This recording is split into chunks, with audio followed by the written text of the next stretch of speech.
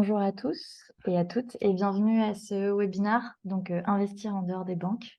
Moi, je suis Louise de chez FEV. Avec moi, il y a Mathieu de chez Goodvest et Paul-Antoine de chez FEV. Euh, je vous Bonjour. propose, je vous propose une rapide présentation de Fermes en Vie et ensuite, je laisserai la parole à Mathieu et Paul-Antoine. FEV, en bref, c'est une entreprise qui a pour mission d'accélérer la transition agroécologique. Pour cela, nous installons la nouvelle génération d'agriculteurs et agricultrices en France. FEV est né de deux constats. Le premier, c'est que le modèle agricole productiviste est à bout de souffle.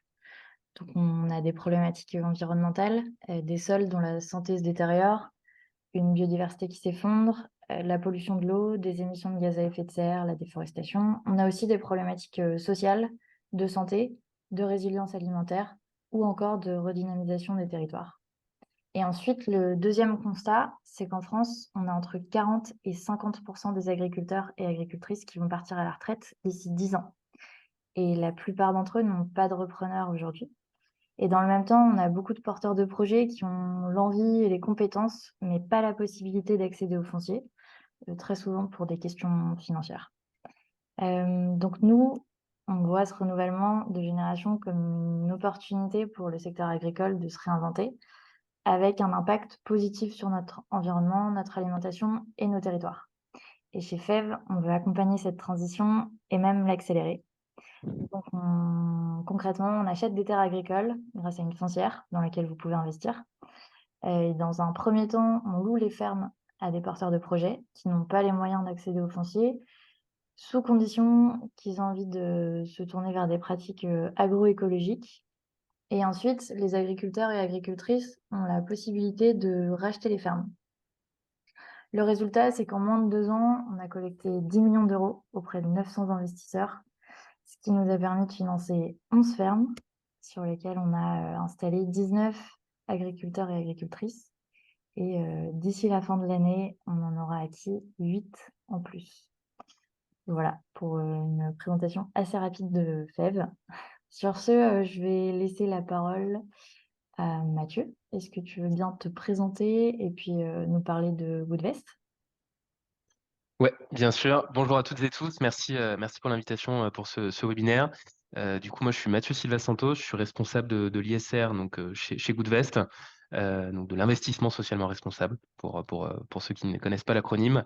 Chez Goodvest, très rapidement, nous, on est une entreprise à mission fintech qui propose à des particuliers, des clients particuliers d'investir, d'épargner leur argent au sein de solutions comme l'assurance vie, comme le plan épargne retraite, avec un bilan environnemental assez prononcé, puisqu'en fait, l'ensemble de nos portefeuilles d'investissement sont engagés pour l'environnement. On a une particularité, c'est qu'on propose aujourd'hui les premiers portefeuilles d'investissement alignés sur l'accord de Paris en matière de climat, donc qui respectent une trajectoire de réchauffement climatique de maximum 2 degrés, en excluant les secteurs les plus néfastes, tout ce qui est lié à l'industrie du tabac, l'armement, divertissement pour adultes, et les entreprises impliquées dans la production et l'extraction de l'énergie fossile. Nos clients peuvent choisir les thèmes dans lesquels ils souhaitent investir autour de la transition écologique, de la santé, de l'accès à l'eau, de la forêt, de la mobilité bas carbone, la préservation du capital terrestre. Et tout ça au sein d'une enveloppe, enfin d'enveloppe en tout cas assez traditionnelle comme voilà, l'assurance vie et le plan épargne retraite. Voilà pour Goodvest, on pourra bien évidemment en reparler lors du webinaire.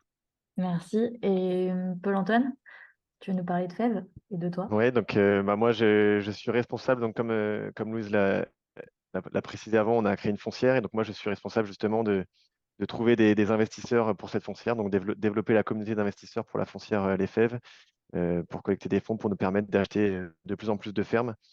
Notre ambition à Fèves d'ici 2027, c'est de convertir la surface de Paris en agroécologie chaque année. Donc ça représente environ 200 fermes par an de 50 hectares, une surface de 10 000 hectares. Donc l'objectif, c'est de continuer à grandir, faire grandir la communauté et l'animer.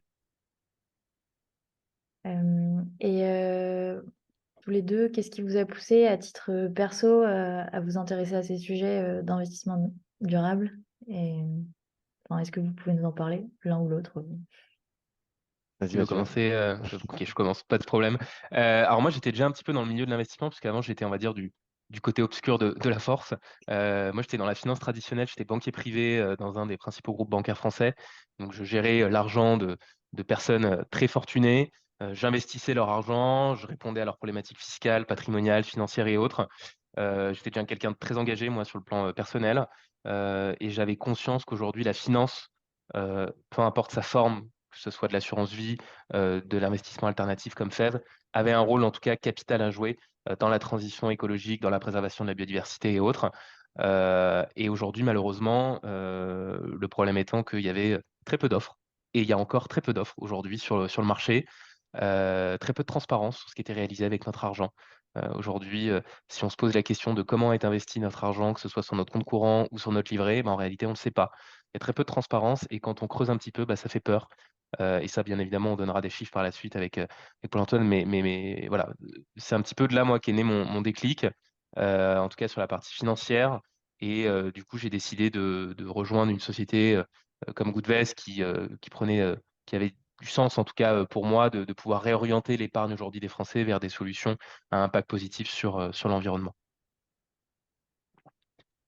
Et moi, c'est vrai que moi, je me suis engagé aussi dès la fin de mes études. J'ai fait une école de commerce. Je me suis posé la question de ce que je voulais faire et j'avais envie de travailler dans des projets à fort impact social ou environnemental. Et moi, j'avais commencé dans une sorte de finance qui est plutôt la philanthropie. Donc, je devais collecter des dons pour des ONG qui aidaient les jeunes défavorisés dans le monde. On aidait des ONG qui aidaient les jeunes défavorisés dans le monde, donc autour de l'insertion pro, l'éducation, la protection des droits de l'enfance notamment.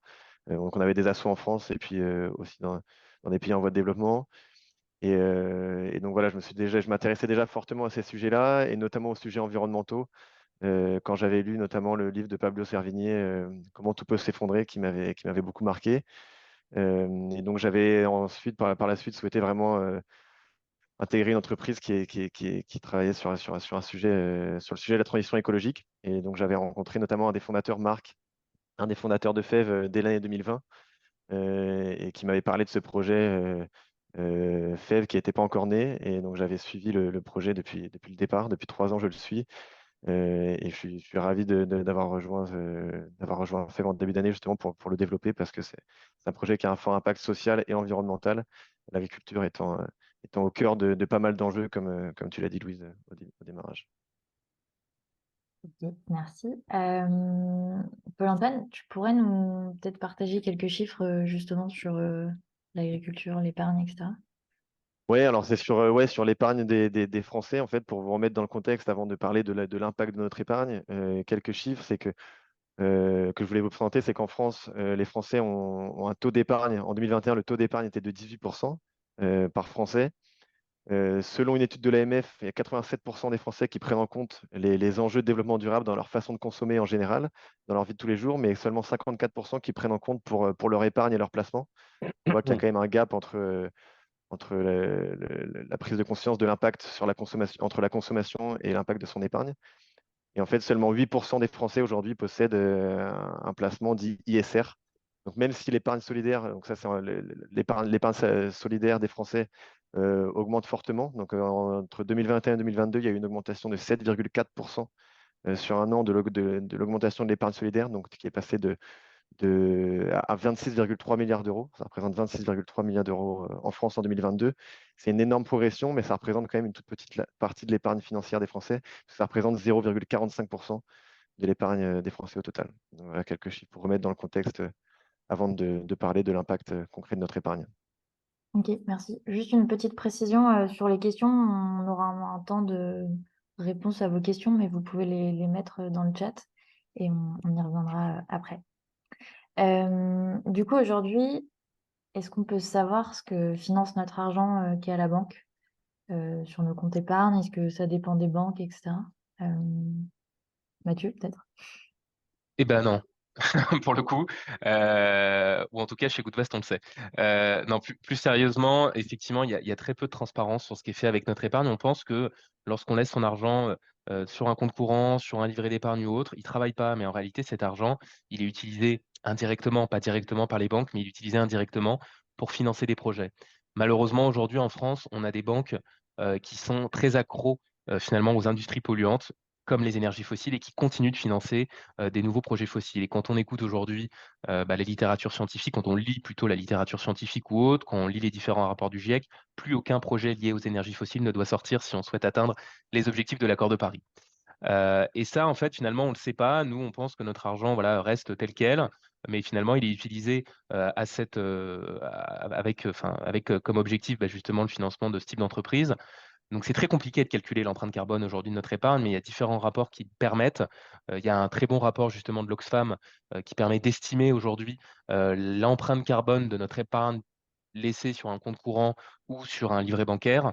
Aujourd'hui, on estime que pour 25 000 € laissés sur un livret bancaire, c'est l'équivalent de 11 tonnes de CO2 par an. C'est colossal. 11 tonnes de CO2. Pour rappel, hein, l'empreinte carbone de notre consommation personnelle, c'est à peu près 8-9 tonnes en moyenne. Il faut atteindre 2 tonnes si on souhaite atteindre les objectifs de l'accord de Paris. Notre épargne laissée sur un compte bancaire, c'est environ 11 tonnes. Ça va différer en fonction des banques. Forcément, il y a des banques qui sont beaucoup plus engagées que d'autres, qui financent aujourd'hui moins d'industries polluantes, donc nécessairement qui vont permettre de réduire l'empreinte carbone de notre épargne. Mais aujourd'hui, en tout cas, si on laisse son argent sur la banque, on peut estimer à 11 tonnes de CO2. Alors, ce n'est pas additionné avec son empreinte carbone personnelle, et ça, j'insiste toujours dessus, c'est des chiffres qui sont très différents. Moi, les 11 tonnes, ce que je dis toujours, nous, à nos clients ou en interne, c'est que ces 11 tonnes de CO2, il ne faut pas le prendre comme une émission directe de CO2, mais plutôt comme un indicateur de contribution aujourd'hui au dérèglement climatique. Donc, preuve qu'aujourd'hui, notre épargne participe de manière conséquente au dérèglement climatique. Ça, c'est uniquement sur la partie épargne. Et aujourd'hui, sur la partie investissement, on voit qu'il y a un mouvement justement vers la réorientation des flux vers la transition. Il y a même des labels qui existent. Peut-être que certains d'entre vous ont déjà entendu parler, par exemple, du label ISR. C'est le plus connu aujourd'hui. Plus de 1000 fonds qui sont labellisés ISR en France. Enfin, en tout cas, des milliers. Néanmoins, nous, le constat qu'on a fait chez Goodvest, c'est que même sur des fonds labellisés, entre guillemets, il n'y a pas de transparence sur ce qui est réalisé et en réalité, le label n'est pas un gage d'exemplarité. C'est-à-dire qu'on peut très bien être investi sur un fonds ou un investissement ISR et être encore investi dans les énergies fossiles. Par exemple, je regardais encore il n'y a pas si longtemps avec mon équipe, on analysait un fonds qui s'appelait Climate Change, je ne me souviens plus exactement du terme de l'investissement. On regardait les 5 premières entreprises qui étaient présentes, c'était 5 majors pétrolières qui étaient représentées au sein de ce fonds d'investissement. Donc preuve qu'aujourd'hui, sont des labels qui ne sont pas suffisamment exigeants et il y a très peu de transparence. Donc en fait, vous, en tant qu'épargnant, en tant qu'investisseur, on peut rapidement se faire avoir par le terme en pensant investir justement dans des projets durables, ouverts, et en réalité, pas du tout. Donc c'est Ok. pour ça qu'il faut accroître justement cette transparence qu'on fait notamment chez Goodvest. Et entre ce qui est fléché sur la transition et ce qui devrait l'être, tu peux nous en parler? Ouais, alors ça, il y a des chiffres qui sont assez parlants aujourd'hui. Alors, il y a différentes études. Nous, on regarde sur la partie énergétique. L'Agence internationale de l'énergie estime qu'il faudrait investir 5 000 milliards d'euros par an pour réussir la transition d'ici 2030. Aujourd'hui, on investit à peu près 2 000 milliards. Donc, il faut plus que doubler les investissements dans l'énergie pour atteindre la transition et les objectifs de l'accord de Paris. D'autres chiffres qui sont assez parlants, à côté de ces 5 000 milliards, le patrimoine financier des Français aujourd'hui représente 6 000 milliards d'euros. Sur ces 6 000 milliards d'euros, Paul-Antoine, tu as donné un chiffre qui est assez intéressant sur l'épargne solidaire. Donc, on imagine que sur ces 6 000 milliards d'euros, il y a à peine 1% qui est investi dans l'épargne solidaire. Il y a à peine 5% qui est investi de manière responsable sur des investissements climatiques. Et au-delà de ça, si on regarde dans le monde entier, ça c'est un chiffre qui est encore plus parlant, il y a seulement 0,2% des actifs sous gestion globaux investis dans le monde qui sont réellement alignés sur l'accord de Paris. Et quand je dis réellement alignés sur l'accord de Paris, c'est-à-dire que en analysant l'empreinte carbone finalement de ces investissements, à la fois en tenant compte des émissions directes et indirectes, les fameux 3 scopes d'émissions de CO2 dont on parle souvent. 0,2%, c'est peanuts pour le coup. Donc il y a un gros travail à faire.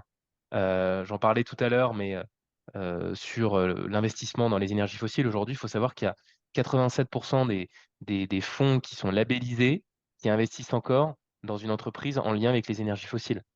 Et encore plus parlant, il y a une étude qui a été faite par la Banque de France, qui est hyper intéressante, hein, qui montre qu'aujourd'hui, un investisseur qui veut investir de manière responsable, durable, si il se bande les yeux et qu'il choisit, qu'il prend au hasard un fonds labellisé et un fonds non labellisé, bah, en fait, il y a une chance sur deux que le fonds labellisé soit pire que le fonds non labellisé. Donc il y a vraiment des grosses carences, des grosses lacunes. Et en réalité, si on veut financer ces 5 000 milliards d'euros par an, il y a encore un gros travail à faire, mais ça se fait grâce à des initiatives comme Ferme Envie, comme Goodvest ou autres, qui permettent de réorienter, de flécher en tout cas de la meilleure des manières l'épargne et les investissements des Français. OK, et du coup, en dehors de l'investissement dans les banques, il existe, quoi comme solution? Bah, Ferme Envie, Goodvest, il y en a plein. Justement, aujourd'hui, c'est vrai on est très enclin et d'ailleurs, je reviens parce que j'aime beaucoup les chiffres, mais il y a des études assez intéressantes qui montrent qu'aujourd'hui, les Français, on a très peu d'éducation financière et les Français, tout le temps, font confiance. Je crois qu'il y a 7 ou 8 Français sur 10 qui font confiance à leurs conseillers pour investir. Or, et ça, moi, pour avoir travaillé en banque, c'est pas forcément les plus, enfin, les conseillers bancaires, hein, j'entends. C'est pas forcément les conseillers bancaires les plus, experts sur les sujets d'investissement et d'épargne, malheureusement. Donc il existe aujourd'hui des sociétés qui sont spécialistes sur un secteur de l'investissement, sur un pan de l'investissement, typiquement, Ferme Envie sur les foncières agricoles, Goodvest, nous, sur l'investissement coté en bourse, en assurance vie et en PER individuel, en plan épargne retraite. Il existe aujourd'hui des solutions, innovantes justement qui permettent de réorienter en tout cas, les flux et d'investir de manière réellement engagée. Ça, c'est hyper important parce qu'aujourd'hui, comme je disais, tout le monde veut faire de l'investissement responsable, même les banques, hein. Aujourd'hui, si on écoute toutes les banques, tout le monde investit pour l'environnement. Il y a même comme je disais, des labels, maintenant on a le livret de développement durable et solidaire qui existe, mais quand on regarde en détail ce livret de développement durable et solidaire, bah, il y a que le nom qui est solidaire et qui est durable malheureusement. Donc au contraire, il faut justement envoyer des signaux et encourager justement la création de nouvelles innovations. Ça passe par, des foncières agricoles, par de l'assurance vie, par de l'investissement immobilier. Il y a d'autres acteurs qui existent aujourd'hui, qui permettent d'investir justement dans l'immobilier durable, dans le crowdfunding. On en parlait juste avant ce webinaire, Paul-Antoine, il y a des super projets qui se sont montés, des super innovations comme l'ITA, Enerfip et autres qui investissent justement dans des projets liés à l'énergie, dans l'économie sociale et solidaire. Donc aujourd'hui, il est possible d'investir en dehors des banques, mais toujours, et là je vais avoir ma vision, ma casquette un petit peu gestionnaire de patrimoine, entre guillemets, mais toujours avec en diversifiant bien son patrimoine, en ne mettant pas tous ses œufs dans le même panier. C'est un adage qu'on utilise beaucoup dans le monde de l'investissement, mais il faut faire très attention en tenant compte de ses projets, de ses objectifs d'investissement. Et ça, potentiellement, ça pourra faire l'objet, on pourra compléter la réponse à la fin de ce webinaire. Ouais, je suis d'accord, Hem, il existe maintenant de plus en plus de solutions, c'est sûr, pour épargner différemment. Nous, on est notamment labellisé Finansol, qui est un des Ouais. 3 grands labels de la finance solidaire, qui est le 3e en termes d'encours, et qui, lui, pour le coup, garantit le financement d'activités vraiment à forte utilité sociale ou environnementale. Et souvent pour le financement de produits, justement, qui ne pourraient pas être financés par des circuits classiques. Donc, il y a des foncières solidaires comme FEV. Il y a d'autres exemples de foncières solidaires, par exemple Habitat Humanisme, qui Ouais. va favoriser la rénovation de biens immobiliers pour reloger des personnes en situation d'exclusion sociale. Dans le même, dans le même, dans le domaine, enfin, dans le statut de foncière aussi, il y a d'autres exemples les foncières agricoles comme Terre de Liens, qui est aussi une foncière historique, qui est la foncière historique agricole qui a le même objectif que nous, c'est-à-dire voilà, de favoriser le renouvellement des générations d'agriculture et l'accès aux fonciers agricoles en agroécologie pour la nouvelle génération. Donc il y a des foncières solidaires, il y a des plateformes de financement participatif, comme t'en parlais Mathieu, donc comme l'ITA, qui permettent de financer des projets à fort impact. Nous, dans notre domaine, par exemple, ils ont permis à des projets comme Genesis de se financer. Donc ça, c'est de l'investissement pour le coup, dans un projet en particulier. Via du crowdfunding, on investit en fait comme un business angel, on devient investisseur, actionnaire d'une entreprise qui a un modèle financier. Donc là, par exemple, Genesis, c'est une entreprise dans l'agriculture qui crée un, un indice de santé des sols reconnu au niveau scientifique pour aider les entreprises à mesurer leur réel impact environnemental à la production de leurs produits. Et puis il y a aussi du financement participatif, il y a des dons ou des prêts qui existent. Donc, je pense notamment à Mimosa, nous, ou Bluebees, qui sont des plateformes qui sont complémentaires d'ailleurs de ce qu'on fait nous chez FEV pour l'installation de certains agriculteurs, par exemple. Nous, on va financer vraiment la partie foncière, donc les terres et les bâtiments. Et Mimosa et Bluebees peuvent aussi permettre à ces agriculteurs de se financer une partie du matériel ou des besoins en fonds de roulement, potentiellement le cheptel pour s'installer via une plateforme, via une campagne de crowdfunding. Mais ça, ce sera plutôt du prêt que les citoyens vont octroyer à des agriculteurs plutôt que de passer par un prêt bancaire. Donc, ça permet quand même d'avoir une solution différente et c'est en faveur de la transition écologique et alimentaire. Donc, il y a plein de solutions en effet pour diversifier maintenant son épargne et avoir un impact concret et voilà, en ayant plus de visibilité sur vraiment ce qu'on finance. Il y a aussi les investissements dans les forêts, dans les Ouais. vignes, on en a parlé rapidement. Et du coup, il y a aujourd'hui beaucoup de possibilités. Contrairement à il y a quelques années, il y a beaucoup de possibilités pour investir avec des tickets d'entrée qui sont assez bas en général et avec une visibilité sur vraiment ce qu'on finance, sur des actifs en général qui sont des bonnes valeurs refuges aussi. Là, quand on parle de foncière, de finance, enfin, c'est vraiment de l'immobilier, donc c'est des valeurs qui sont quand même parfois voilà, assez solides. Et donc, il y a possibilité aujourd'hui voilà, de diversifier son épargne sur plein d'actifs avec forcément des tickets d'entrée plus accessibles qu'au préalable, quoi. Ouais, effectivement. Et pour revenir à ce que tu disais, Paul-Antoine, sur le label Finansol, c'est surtout un label hyper exigeant, un des plus exigeants pour le coup aujourd'hui sur le marché. Ouais. Moi, je parlais beaucoup du label ISR, je me suis concentré dessus parce que c'est celui aussi aujourd'hui qui est le plus controversé. Mais le label Finansol, nous, on l'utilise énormément chez Goodvest. On a notamment une thématique liée à l'emploi et à la solidarité qui est labellisée Finansol. Et il faut savoir que tous les autres labels, ISR, Greenfin ou des choses comme ça, alors Greenfin, c'est un très bon label, mais ce sont des labels étatiques. Pour le coup, hein, ils ont été créés l'un par le ministère de l'économie, l'autre par le ministère de l'écologie. Le label Finansol, c'est un label indépendant qui est attribué par une association qui s'appelle FAIR, et en plus de ça, qui n'est pas attribué directement par l'association, mais qui est attribué par un comité d'experts indépendants. Et donc le processus, pour le coup, de labellisation, il est quand même assez long, il est assez exigeant.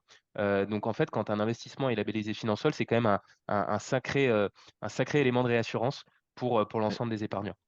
Ça, c'est hyper important. Ouais. Et du coup, aujourd'hui, on peut allier rentabilité et impact positif? Alors moi, j'ai envie de dire oui. J'ai envie de dire oui. Nous, après, on est sur une thématique très particulière, c'est-à-dire que nous, on est sur l'investissement vraiment coté en bourse. Donc nécessairement, on va s'exposer à des actifs qu'on appelle risqués, et il y a une relation qui est incontestable dans le monde de la finance, c'est qu'il n'y a pas de rendement sans risque. Donc nous, on met fin un petit peu aux croyances de dire que aujourd'hui l'investissement responsable n'est pas performant, c'est pas le cas, et d'ailleurs c'est pas le cas dans le futur et c'était pas le cas dans le passé. Aujourd'hui, quand on regarde un petit peu la performance des investissements liés à l'investissement responsable et à l'environnement, en fait, ça surperformait déjà des investissements traditionnels. Et en fait, c'est normal, c'est tout simplement une autre manière d'investir, une autre vision aujourd'hui de l'investissement avec une gestion des risques aujourd'hui qui est différente. Avant, les acteurs de la finance, les gérants d'actifs se concentraient beaucoup sur les risques financiers. Avec l'investissement responsable, on a une gestion des risques qui est complètement différente avec une vision beaucoup plus transversale, la prise en compte des risques sociaux, la prise en compte des risques climatiques, environnementaux. Et d'ailleurs, nous, on a une conviction chez Goodvest, c'est que le risque environnemental, c'est un risque financier aujourd'hui. Donc, potentiellement, aujourd'hui, quand on s'expose à ce type de société qui se prémunit justement de ce risque lié au changement climatique, ça ne peut qu'avoir des perspectives, en tout cas, très attractives à moyen long terme. Et surtout, ça va dans le sens de l'histoire, c'est s'exposer justement à des entreprises qui répondent aujourd'hui aux enjeux environnementaux et sociaux actuels et qui répondent tout simplement aux enjeux de demain, hein, tout simplement. Donc nous, on a cette conviction de dire que oui, l'investissement responsable est performant, maintenant, nous, on est sur les marchés financiers, donc forcément, on a des variations, on est très dépendant de l'environnement économique, macroéconomique, de la conjoncture. Donc typiquement, quand une guerre se déclare en Europe de l'Est, bon, bah, oui, temporairement, à court terme, il peut y avoir des mouvements à la baisse. Maintenant, il faut toujours avoir en tête, et d'ailleurs, on en avait parlé à un moment, c'est que on est sur de l'investissement, on n'est pas sur de l'épargne, c'est différent. Le risque est différent, mais en même temps, si on se permet de prendre un risque supérieur, c'est qu'on s'attend à un rendement supérieur. Et ça vaut qu'on fasse de l'impact ou non.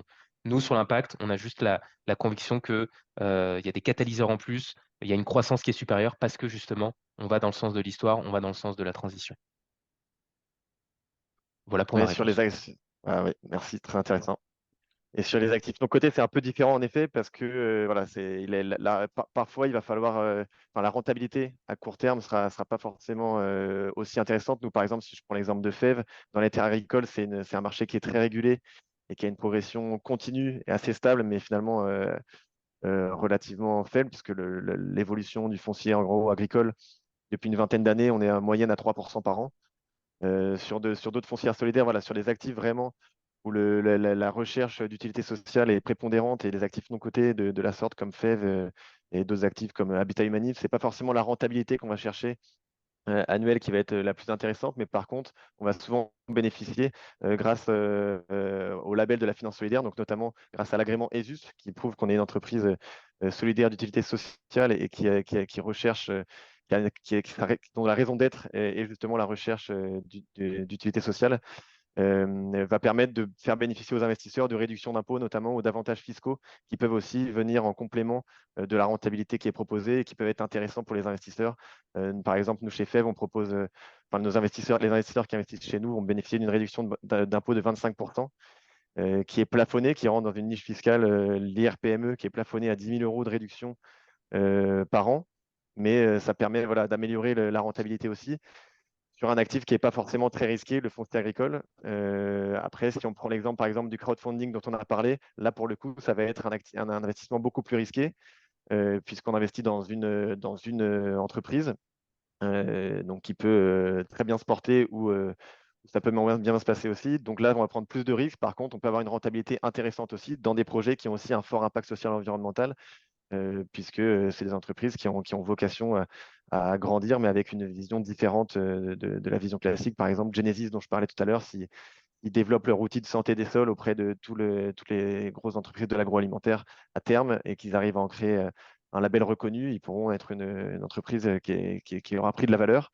Mais par contre, l'investissement est forcément bien plus risqué qu'en investissant dans du foncier, dans un actif tangible comme le foncier agricole ou l'immobilier pour les foncières solidaires comme Habitat Humaniste qui rénovent des biens immobiliers pour lutter contre l'exclusion.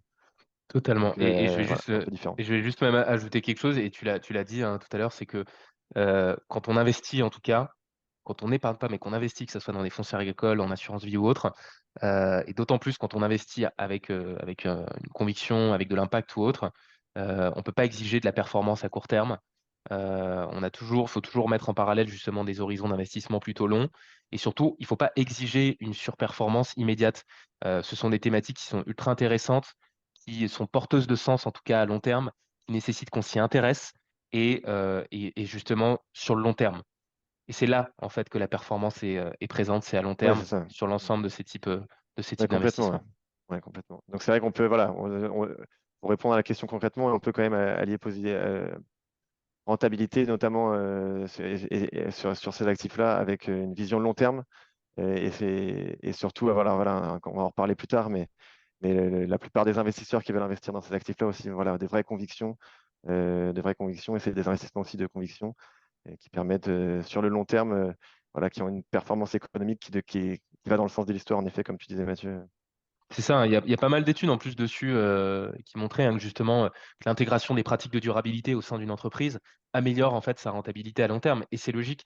Et ça revient un petit peu à ce que je disais, c'est non plus la prise en compte que du risque financier, mais d'autres risques qui sont nécessairement vecteurs justement de performance et de rentabilité à long terme. Ouais. Par exemple, sur l'exemple du foncier agricole, notamment, voilà, on peut penser que dans les années à venir, un foncier agricole sur lequel on prend soin des terres, on replante des haies, on replante des arbres sur lesquels on va prendre soin du sol et on va restaurer la matière organique dans le sol avec des moyens naturels de le faire, va prendre plus de valeur finalement qu'une terre agricole qui se détériore au fil du temps avec des pratiques C'est ça. intensives. Ouais, non, totalement. Mathieu, tu veux nous parler de Goodvest un peu plus concrètement, ce que vous Ouais. proposez, comment ça se passe et un peu la définition et tout ça?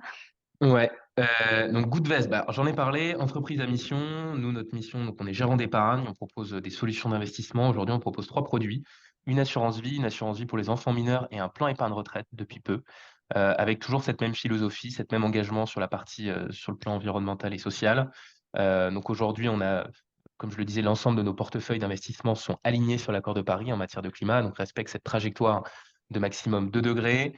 Donc on a vraiment monté c'est-à-dire que la gestion finalement aujourd'hui, de nos portefeuilles est vraiment bâtie sur 2 piliers, centraux: l'exclusion des secteurs néfastes et l'analyse de l'empreinte carbone de l'ensemble de nos investissements, de manière à analyser, matérialiser aujourd'hui, chiffrer notre impact, et analyser également la contribution de nos portefeuilles à l'atténuation du changement climatique.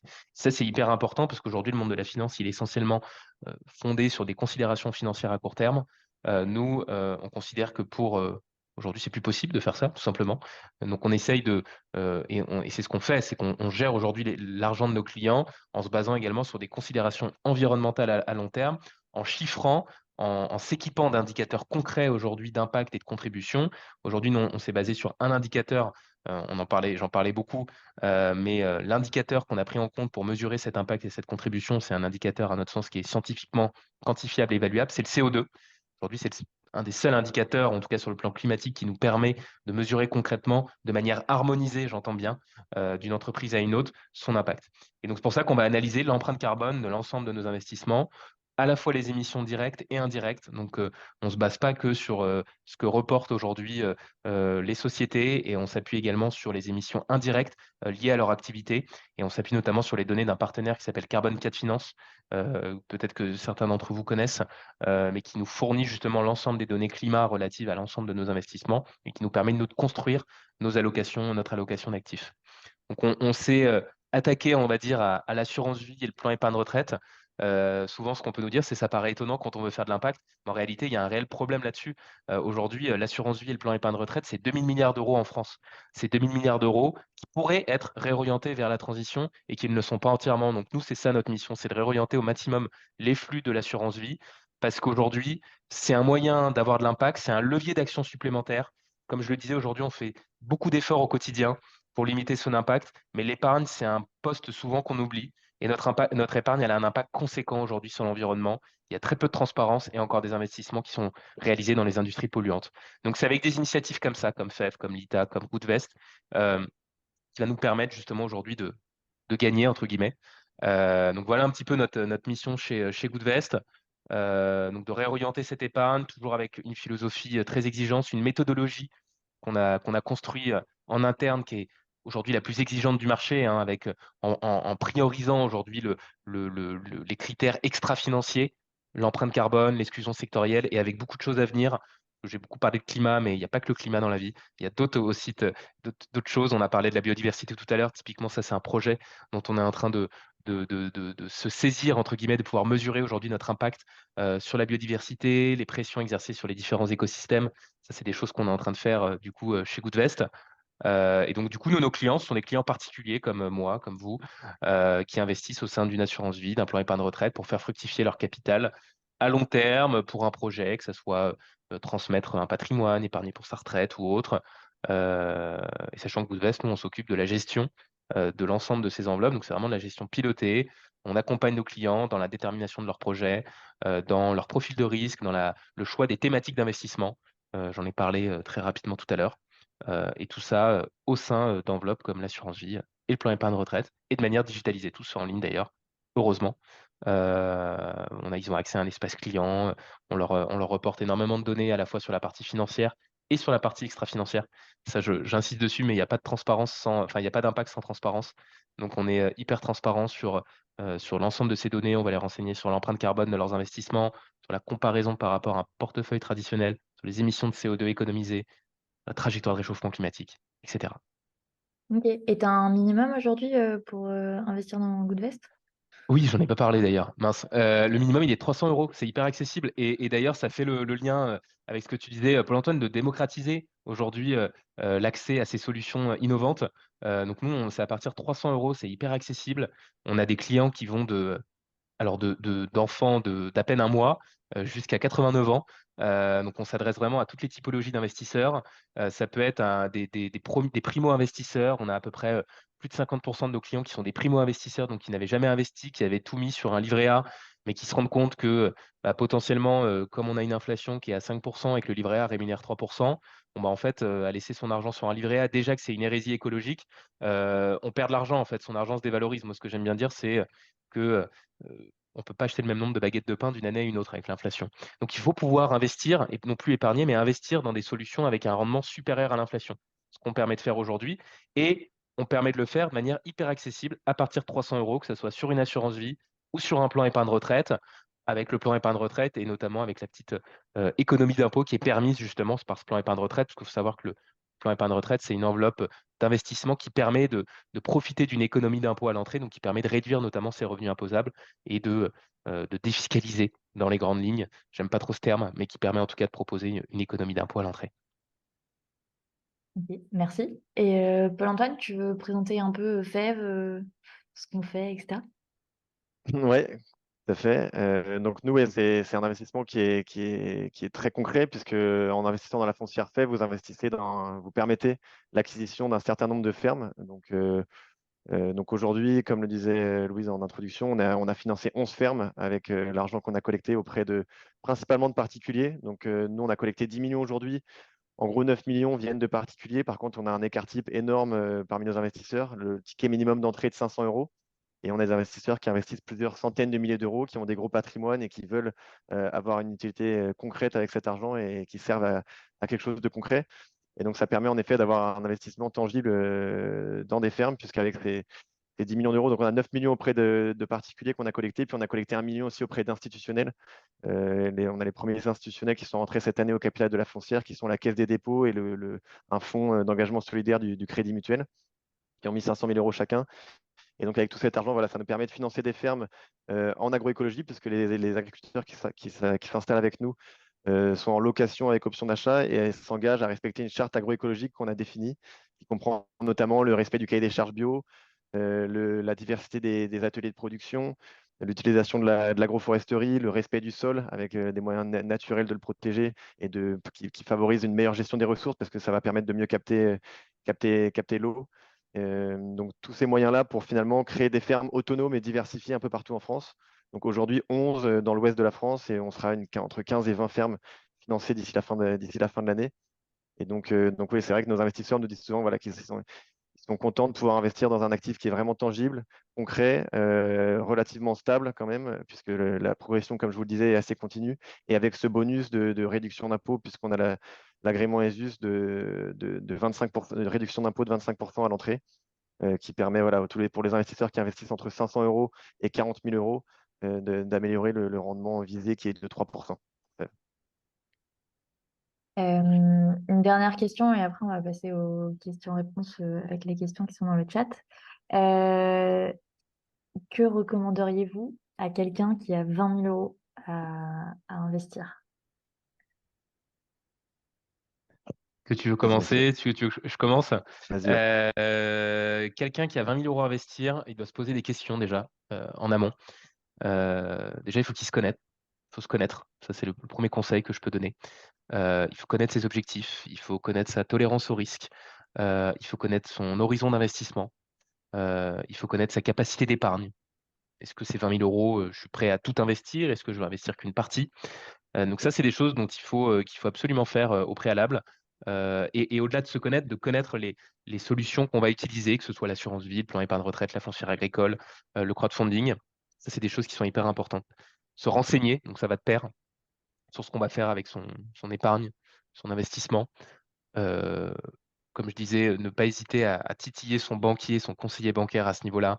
Nous, c'est des choses qu'on pousse à nos clients, hein, de titiller leur conseiller bancaire en leur demandant, concrètement qu'est-ce qu'ils financent via leur livret d'épargne, via leur compte courant, via leur assurance vie qu'ils ont, dans leur banque traditionnelle ou autre. Donc faut pas hésiter à se renseigner. Les épargnants, ils ont un pouvoir qui est incroyable justement à ce niveau-là et il faut s'en servir de ce pouvoir, hein, d'aller justement insister auprès de ces conseils. Et enfin de se faire accompagner. Moi, c'est le 3e conseil que je peux donner. C'est hyper important parce qu'on n'est pas tous des financiers dans l'âme. Il faut admettre que parfois c'est pas son métier et que parfois, bah, il faut potentiellement faire confiance à des experts du sujet, sur les foncières agricoles. Moi, je connais pas du tout le sujet. Bah, si je dois m'y intéresser, j'irai voir, Fermement Vie, par exemple. Sur l'assurance vie, bah, nous, on a des conseillers, on a des experts justement financiers, des conseillers financiers, des anciens, conseillers en gestion de patrimoine, des anciens banquiers privés qui sont des experts justement de la gestion des projets d'épargne et d'investissement, de l'allocation patrimoniale d'une épargne, et tout ça à partir de 300 €. Donc, faut pas hésiter à se faire accompagner par des tiers de confiance et qui partagent, qui plus est, leurs valeurs. Donc moi, sur les 20 000 €, si j'avais quelque chose, un conseil standard à donner, c'est déjà de pas mettre tous ses œufs dans le même panier. J'en ai parlé tout à l'heure. Nous, je pense, alors là, c'est une vision très personnelle, mais l'assurance vie est le couteau suisse de l'investissement. On peut faire énormément de choses avec l'assurance vie. Ça s'adapte à tous les projets, court terme, long terme, moyen terme. C'est liquide, disponible à tout moment. Il y a une gestion du risque qui peut être ajustée en fonction de son appétence, de sa tolérance au risque. Est-ce qu'on est prêt à avoir les montagnes russes sur son assurance vie ou pas du tout? Donc moi, sur les 20 000 €, j'aurais tendance à dire, on privilégie l'assurance vie parce que, c'est le couteau suisse. Toujours se garder un petit matelas de sécurité, c'est hyper important. La fameuse épargne de précaution, alors même si, sur le plan écologique, c'est pas top, mais, conserver un minima, une certaine somme sur un compte courant, sur un livret d'épargne, c'est important pour faire face à ses dépenses, à ses besoins exceptionnels. Nous, on préconise chez Goodvet de garder 3 à 4 mois de dépenses courantes à peu près sur ce type de matelas, sur ce type d'épargne de précaution. Et enfin, le surplus, pas totalement investi bien évidemment sur l'assurance vie, mais ajouter un petit peu de diversification, c'est toujours intéressant, et même pas qu'un peu. Nous, on préconise dans le cadre d'une allocation, en tout cas patrimoniale diversifiée, d'investir à peu près 5 à 10 dans des actifs alternatifs, dans des investissements alternatifs, donc crowdfunding, foncière agricole ou autre. Ça, c'est un peu notre recommandation en termes de gestion patrimoniale, mais c'est un petit peu, voilà ce qu'on pourrait faire. Donc sur les 20 000 €, de garder, 30 à 40 je sais pas, sur un livret d'épargne, d'investir 10 dans de l'investissement alternatif et le reste en assurance vie ou en plan épargne retraite, par exemple. Moi, je pense que c'est très complet, hein. Mais en effet, ouais, je pense que voilà, c'est une allocation, je pense que tu es plus expert sur le sujet, qui me semble complètement cohérente. C'est vrai que nous, on va plus se placer dans les produits alternatifs qui représentent, voilà, on a un investissement plus sur le long terme, de conviction, et qui va du coup être moins liquide. Donc forcément, c'est pas la première épargne qu'on va placer chez FEV. Mais dès qu'on commence à avoir, voilà, une épargne déjà assez diversifiée et qu'on veut avoir un impact concret avec son argent, c'est à ce moment-là qu'il faut se poser les bonnes questions et se dire, voilà, qu'est-ce qui m'intéresse? Est-ce que je veux, qu'est-ce que je veux faire de mon argent? Qu'est-ce qui pourrait aider? À quoi il peut servir? Et c'est là que Totalement, on peut se tourner vers FEV notamment et d'autres foncières, c'est ça.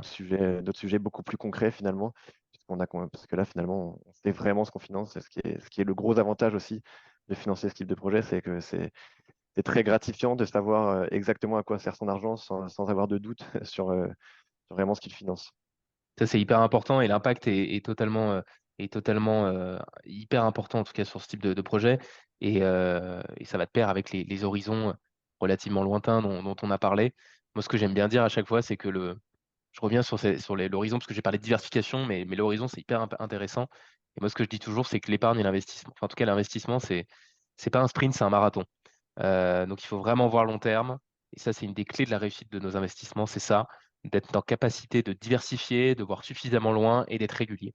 Moi, à mon sens, c'est les 3 clés de l'investissement, si, certaines personnes veulent se lancer à l'issue de ce webinaire. Ouais, et d'ailleurs, en parlant d'horizon, c'est vrai que j'ai parlé de la réduction d'impôt de 25%, mais elle vient en contrepartie en général du fait Une de conservation, ouais. conserver les actions, ouais, pendant 7 ans. Donc c'est une durée long Ouais, terme pour pouvoir bénéficier de cette réduction d'impôt, puisque c'est l'objectif aussi de ce type de loi, c'est de favoriser les investissements long terme dans l'économie réelle.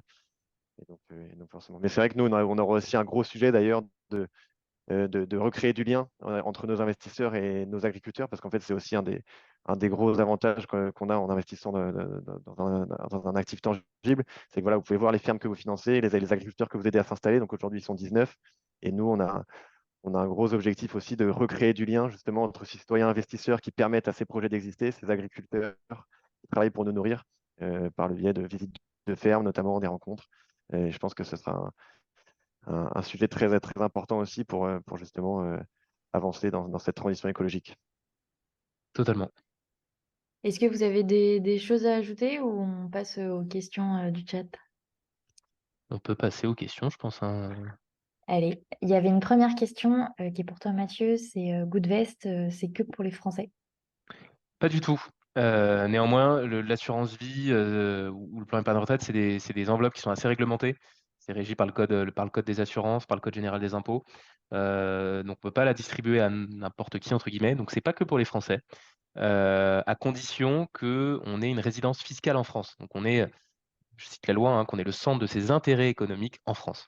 Donc si vous êtes d'une nationalité étrangère, mais que vous êtes résident en France, bah, c'est totalement possible, sauf, et je dis bien sauf, à une catégorie, à une nationalité, mais qui est exclue partout, que sont les Américains. Ce qu'on appelle les US personnes dans le jargon sont pour le coup pas acceptés chez Goodvest, que même si vous avez la double nationalité américaine, bah, c'est pas possible.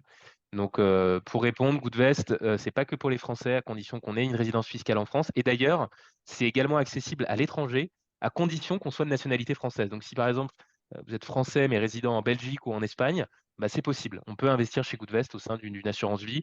Sur le plan épargne retraite aussi, mais il n'y aura pas d'intérêt, parce qu'un des intérêts du plan épargne retraite, c'est la fameuse économie d'impôt. Et comme le système de l'impôt, d'imposition est différent dans d'autres pays qu'en France, bah, il n'y aura pas d'intérêt en réalité. Ok.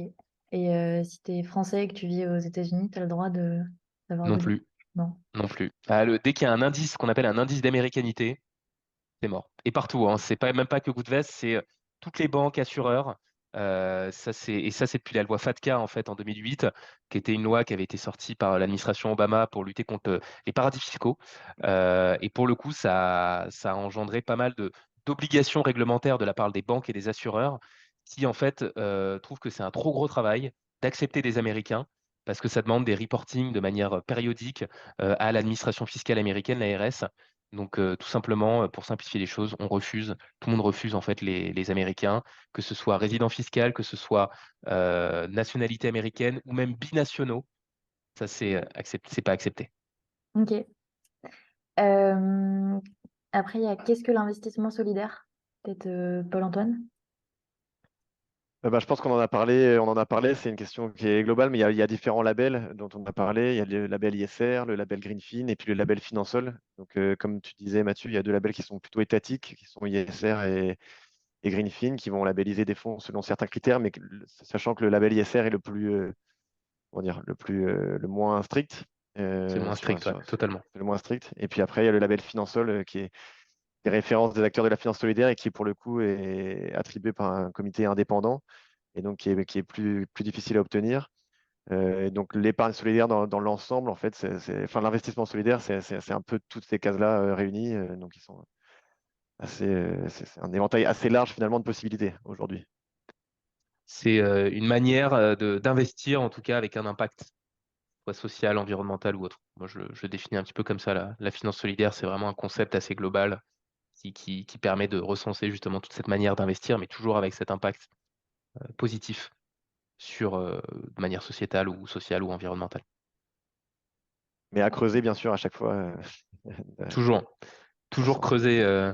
On part du principe que alors le finance sol, il est exigeant, mais sur le label ISR, je disais, hein, on peut très bien avoir que des pétrolières, quasiment que enfin, en tout cas les 5 plus grosses entreprises dans un fonds ISR qui sont des pétrolières, hein. Donc c'est vraiment pas gage d'exemplarité, il n'y a pas d'exclusion, il n'y a pas de fléchage direct, il n'y a pas de devoir de financement de la transition écologique. Donc voilà, c'est dramatique. Ensuite, il y avait une question sur comment répartir son épargne entre une solution comme Fev et Goodvest. Mais je pense que Mathieu t'y a un peu répondu avec. Ouais, on y a déjà répondu. Effectivement, moi, ce que je préconise, alors après, parce que j'ai cette vision sans mettre en avant forcément Goodvest, mais j'ai cette vision vraiment gestion de patrimoine, allocation diversifiée patrimoniale. À mon sens, les investissements alternatifs doivent pas représenter plus de 5 à 10% du patrimoine global. Maintenant, si on est vraiment hyper tolérant au risque, rien ne nous empêche d'aller plus loin, de faire 20, 30%. Mais il faut être conscient que le risque de perte en capital, il peut être plus important, qu'on est moins forcément diversifié. Donc, c'est pour ça que moi, je mets toujours un warning là-dessus en disant voilà, 5 à 10% du patrimoine global. Ensuite, on a son épargne de précaution, on a son épargne en assurance vie qui est vraiment le couteau suisse. On peut faire vraiment ce qu'on veut, mais l'investissement alternatif, voilà, il faut faire attention. Mais après, moi, j'ai déjà parlé avec des clients qui avaient 50% de leur patrimoine investi en investissement alternatif. Il n'y a pas de problème, hein. Mais c'est leur choix. Mais voilà, moi, c'est plus le conseil en disant attention, gestion du risque, 5 à 10%, pas plus. Ok. Il y a une dernière question qui est pourquoi ne pas s'associer aux GFAM locaux qui sont déjà implantés depuis de nombreuses années? Alors ça, c'est plus pour moi. Nous, le modèle qui a été choisi au départ de SCA, c'était la possibilité pour nous d'accueillir. Enfin, c'est un modèle qui est assez. Donc le modèle de SCA, c'est le statut juridique, société en commandite par action. C'est un modèle de foncière. C'est un modèle qui est pas mal usité dans le secteur de la finance solidaire notamment. Donc les exemples que j'ai cités tout à l'heure. Terre de Liens, Habitat Humanisme utilise ce modèle-là.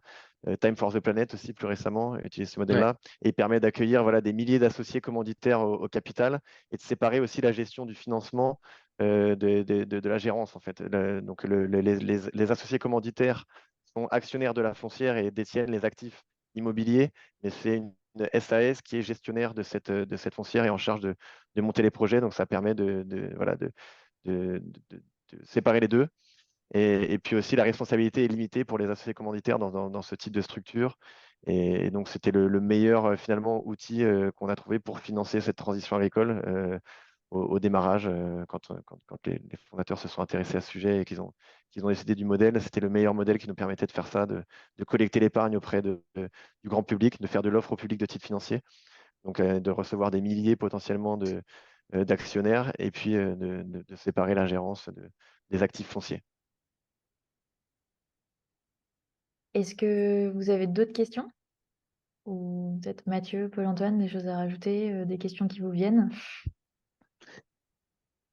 non, moi j'ai pas de choses à ajouter, mis à part de continuer à vous renseigner sur ce que finance votre épargne. C'est important pour faire évoluer les choses.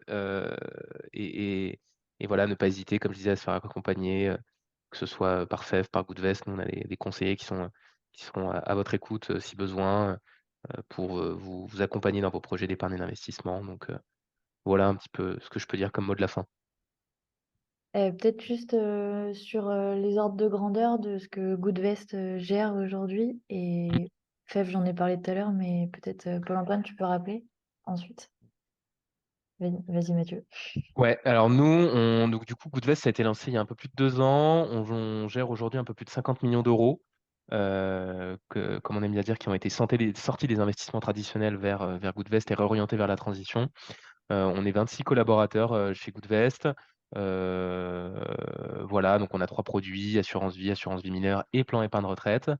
Et un peu plus aujourd'hui de quasiment 6000 clients qui nous ont rejoints depuis 2 ans. Donc, on a un partenaire assureur qui est Generali, qui est un petit peu le coffre-fort, entre guillemets, de l'épargne de nos clients, qui nous accompagne depuis le début. Et donc, nous, Goodvest, voilà, on intervient vraiment en tant que gérant de cette épargne pour le compte de nos clients. Et donc nous, ouais, donc nous, on est à 10 millions de fonds collectés en 2 ans sur la foncière Les Fèves. La foncière a été créée en juillet 2021. 10 millions collectés, on se ferme installer avec l'objectif. Là, on a déjà, enfin, on sera entre 15 et 20 projets financés d'ici la fin de l'année. Et l'objectif d'atteindre 15 millions de collectes aussi d'ici la fin de l'année. On sait qu'en fait, une grosse partie de notre collecte se passe en fin d'année, notamment du fait de la réduction d'impôts. Et donc, on a des gros objectifs d'ici la fin de l'année pour pouvoir déjà commencer à préparer les projets qui seront installés l'année prochaine, sachant qu'en moyenne, pour installer un projet entre le moment où on identifie la ferme où le porteur de projet vient nous contacter, on a le projet identifié et le moment où il est installé, ça prend entre 8 et 12 mois. Donc, c'est le temps long pour l'installation. Et donc, il faut déjà préparer l'année prochaine avec l'épargne de cette année des Français. OK et on a une, dernière question, je pense que c'est pour toi, Paul-Antoine. Un avis sur les foncières forestières, type, Cervère? Alors, oui, bah, les foncières forestières, alors je ne suis pas assez expert pour donner mon avis sur celle-là spécifiquement, mais c'est une activité qui est plus structurée que l'activité agricole, qui était historiquement liée principalement à la terre de liens, et après avec des GFA AM locaux, comme on parlait la personne en commentaire, et des choses plus locales, mais en termes d'investissement solidaire, il y avait terre de liens, mais en historique, mais plus récemment, il y en a d'autres qui se créent, mais ce n'était pas très structuré. Dans les GFF et dans les foncières forestières, il y a beaucoup plus de structuration. Donc ouais, il y a des choses intéressantes, mais je ne pourrais pas donner mon avis spécifiquement sur ça. Très réglementé, les GFF, hein. De toute façon, il y a pas mal d'acteurs. Alors, l'acteur le plus ancien, je crois que c'est France Vallée, qui existe depuis un petit moment. Ouais. Cervère, qui est arrivé il n'y a pas longtemps, mais avec plusieurs véhicules, GFF, GFI. C'est hyper important. Moi, de ce que je connais de Cervère, hein, c'est que c'est des très bons acteurs à mon niveau, enfin à notre niveau. C'est vrai que sur les forêts, il faut faire attention en plus. Comment sont gérées les forêts? Est-ce qu'elles sont gérées de manière durable? Est-ce qu'ils autorisent la coupe rase? Enfin, des choses comme ça. Il y a vraiment des choses hyper importantes à regarder. Nous, de ce qu'on avait pu voir, c'était que Cervère, France Valley Wood, c'était quand même des acteurs qui étaient suffisamment engagés dans une gestion durable des actifs forestiers, des massifs forestiers. Ok.